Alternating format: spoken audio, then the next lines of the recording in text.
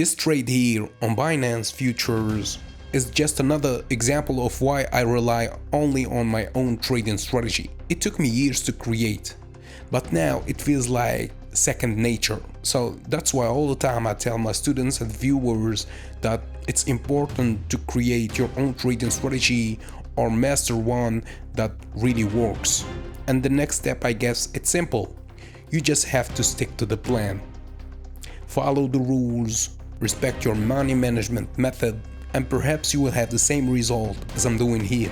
A good strategy will give you good winning signals, and a great strategy will tell you when to avoid the losing trades.